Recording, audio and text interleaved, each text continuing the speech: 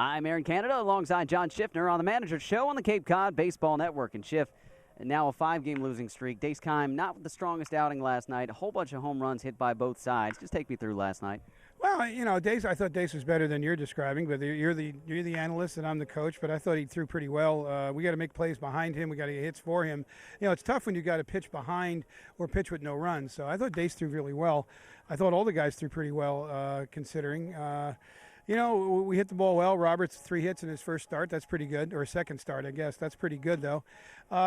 It's just a tale of we're snake bit. We don't make the. We don't make the other team make mistakes like we should, they make us make mistakes. We just got to I just think it's a matter of a couple lucky breaks here and there, and I think we can, get this thing righted in the right direction. But, we had what I thought there were some glimmers in there. We go up 1-0, they come back and go up 3-1. We come back and tie it, and I thought that was pretty impressive, especially we did it in the next series of outs. So I was pleased with that. I like the arms. Munley's arm looks good. Cody Penny looks like he can throw the ball pretty good. His location was a little off, but it's the first time they've thrown in a while. So, I still saw some pretty good things at this point. But the bottom line is we can't make mistakes. We've got to get more hits, and that's the bottom line. And it's placed on the players' shoulders. There's very little now that we can do except to continue to encourage. But we can't hit the ball or throw the ball for them. They have to, and there's a reason they're here. They're very good players, and they got to get a little better. Mentioned Chris Munley getting an inning of work last night in relief, his first appearance on the Cape in 2011, and he was a starter for you last year. How did he look compared to last year? He looked fine. He looked stronger, I think. Looked like his velocity was up. He looked the same. His mechanics were very similar, so we're expecting him to be the same type of pitcher we had last summer. Where we put him in, I don't know at this point. We're going to go after Thursday's day off. We're going to go 11 straight games, and then who knows what will happen with the weather after that. So we're going to need spot starts. We're going to need guys who, are going to come in. We're already thinking about a spot start on that Friday or this Friday. So we're not really sure who we're going to start on this Friday. So you never know at this point. We have to see how we go through the next, 3 games actually, and then see what happens. So we know Chris is going to throw innings. Let's put it that way. When you're recruiting a pitcher as a starter or a reliever out of their respective college program, how do you determine who's going to be a starter and who's going to be a reliever? Because you've got some guys at their schools that pitch limited innings in relief but have the ability to go 5 or 6 or 7 if needed. Is there a method that goes into that?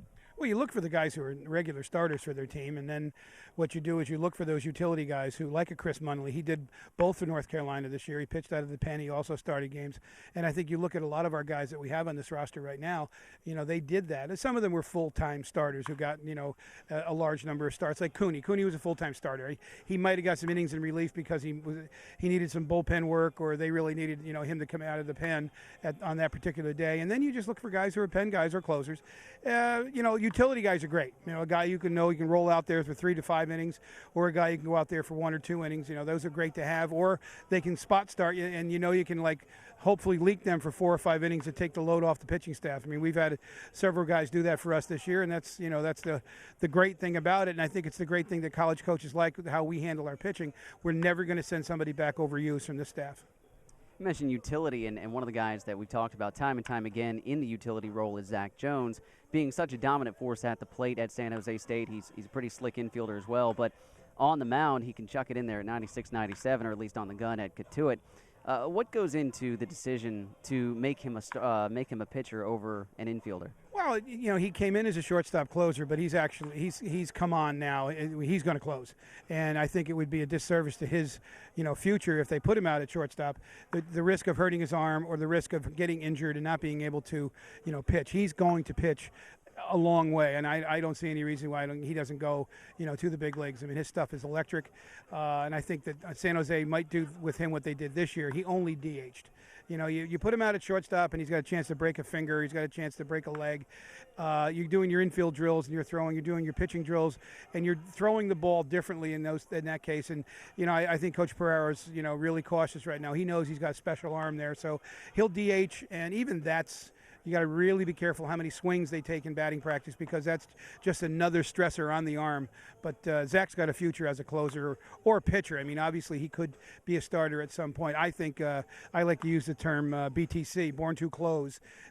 He's born to close. Like David Bush, I thought was born to close back with us. Zane Carlson, Derek Lutz. Those guys were closers, and I think Zach fits that category. But an organization might just love that arm strength and breaking stuff, and they could make him a starter. That's up to them. But to me, I just see him going a long ways in professional baseball as a closer. And you're a former scout, so when you say that a guy like that has major league potential, it rings pretty true. What is it about his ability, his stuff, his mentality, and his overall ability to pitch that makes you think that he'll go that far? Well, it's the velocity. Right off the bat, the velocity. He's 95 to 97 miles an hour, and, you can't teach that.